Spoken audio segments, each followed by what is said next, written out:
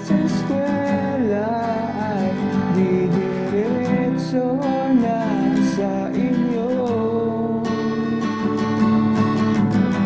At buong maghapon ay tinuturuan mo ako.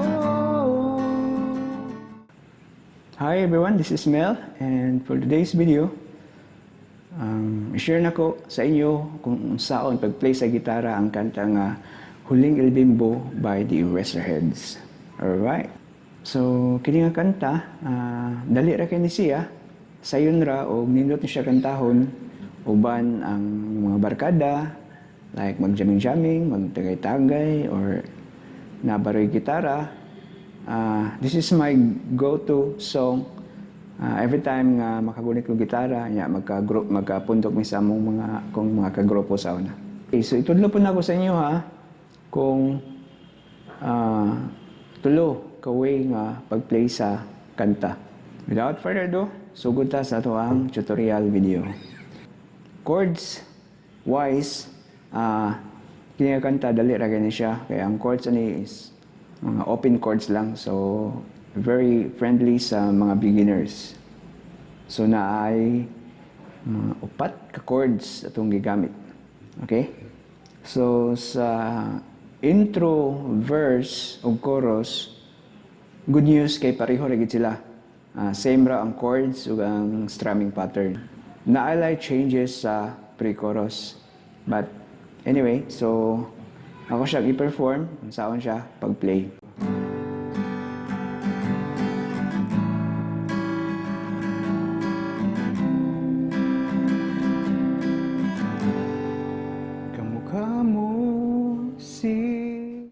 Okay, so moto siya ang intro. So, by the way, itong kanta nasa key of G. Sa ubos, makita ninyo ang mga chords nga involved in the key of G. Nagsugod po ang kanta sa chords nga G. Okay, so moto siya ang G nga chord. Or kani nga G. So, kini siya mas komportable kung ano nga G nga gamiton. So, mo siya itong gamiton. Pero kung kani nga G yung gamiton, pwede ra po na siya. So, siguro alang nga gatingog ang tanang kwerdas. Mo siya ang G. Next is A7. So, mo siya ang A7. Sa A7, dead string ang 6th string. Then open ang 5th string. Dayon, 4th string, 2nd fret, open ang 3rd string, 2nd string, 2nd fret, 1st string, open. So, mo siya ang A7. Dayon, C. So, ang C, so kung muna ka ni siya, so most probably, kabalo mo ni, tanawa lang ninyo ang chord diagram nasa kilid. Mo siya ang C. Then, back to G. So, mawala na siya ang chords nga gamit sa intro, verse o chorus. So kung ma-play na ninyo ang intro, verse o chorus. And then next is ang atong strumming pattern. Okay, so sa strumming pattern, very common na strumming pattern, usually mo siya akong go-to nga strumming pattern. Down, up, up, down, up, down, up. Then change to next chord, down, up, up, down, up, down, up. Next chord, down, up, down, up, down, up, down, up, down, up, down, up. Okay, so mo siya ang, for me, pinaka-friendly nga strumming pattern. Ma-play ninyo most of the song, ano yung strumming. Okay, play na ko balik ang intro o ang verse.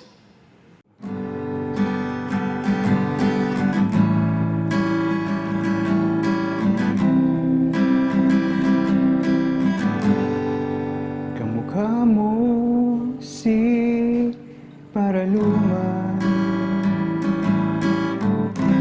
nung tayo ay bata pa, at ang galing-galing mong sumayaw,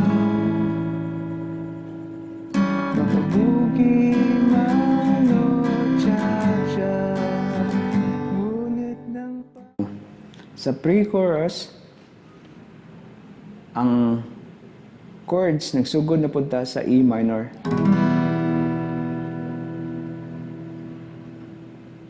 Dayon G. Dayon C. Then D. Nya, twice na to siya, balikod. Pagkagaling sa eskwela ay didiretso na sa iyo. Okay, sama siyempre chorus, twice. And then D, hold ta sa D para musod ta sa chorus. Okay, so mao na siya. From D, hold ta sa D, 1 bar, and then so down sa chorus. Magkahawak ang ating kamay at walang ay malay na tinuruan mo ang puso ko na umiibig ng tunay.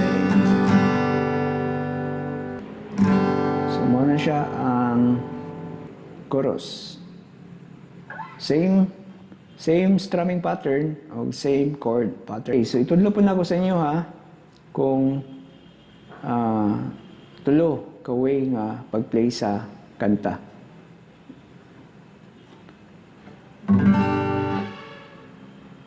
Una, ang katong usual nga chord G,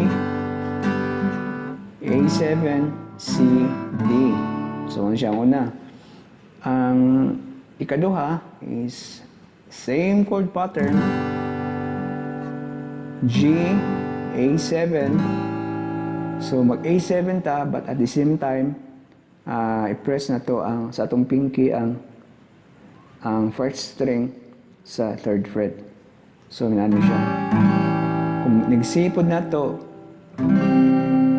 mao gihapon naka-press firme ang itong pinky sa first string, third fret. Dayon G. So, mana siya. Kung mo siya paminahon, mas nindot siya nga murag nagtangag og G note ang kanta.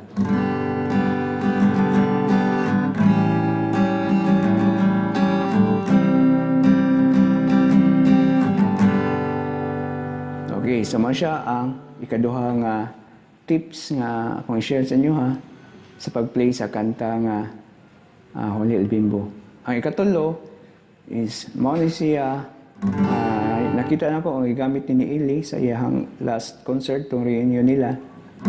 Ani G, ni A7, ang atong button is i-move lang nato ang form to 5th fret.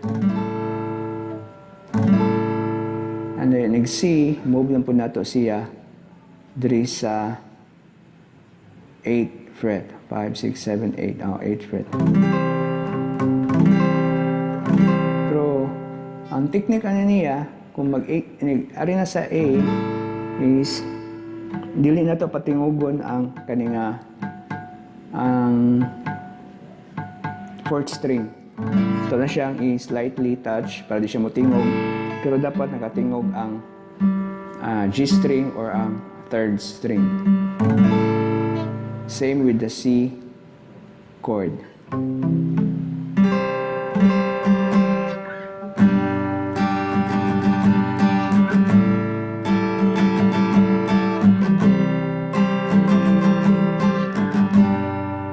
Okay, so mao na siya guys. So I hope na mo'y nakatunan sa aning nga kanta. If you like this video, please comment down below na may request or na may comments, suggestions or opinions nga gusto nyo ipabot sa ako. Comment lang sa ubos. O lastly, please like and subscribe in my channel, or kung di ugahan mo subscribe, please tagay lang kong simple nga like, okay? O kung na may mga kaila nga friends baron nga ganahan og gitara, kung pwede i-share niyo sa ilaha. Anyway, labi na Kung igamit nga language is Cebuano gid kay murag mas komportable ko ani nga kung anak mo akong gamiton. So I hope you support my channel and see you in my next video. Thank you.